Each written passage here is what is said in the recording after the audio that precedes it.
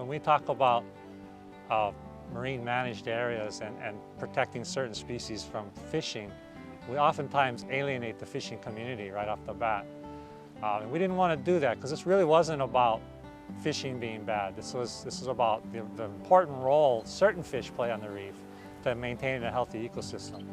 So one of the things we did is we worked with our counterparts at Historic Preservation, and we identified key long-time Hawaiian fishing families from the area who use this area, who grew up in this area, and their families grew up in this area, and they fished, for subsistence purposes.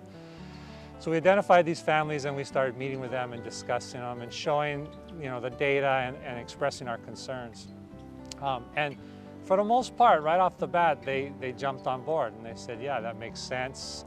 We do need to do something, and we support, and we're willing to sacrifice our fishing in this area for these particular species for the long-term protection of the reef. Next step was to work with the broader community of fishers around the island. So we work with a lot of spear fishermen. Some of these guys, competitive spear fishermen, just people who well respected within that recreational fishing community.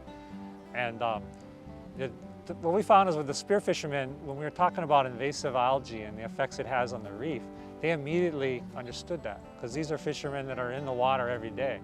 They see the coral, they see how the fish utilize the coral, they see the effects of this invasive seaweed when it's growing on the reef. So they understood what we were talking about, and the whole idea of, hey, well, you need more grazing fish, And from there, we went a little further statewide, presenting our information and discussing it at conservation conferences and things of that sort. But by the time we were actually moving forward with formal rules and going to public hearings, the entire state was aware of what was going on and the justification for it. And the community, particularly the local families, were very supportive of it, and people realized that and they understood that. When the community itself feels that they had a really critical role in developing that management plan, then they're going to come to bat and they're going to support it through the process. So, that would be my biggest word of wisdom to anyone else attempting to do something like this.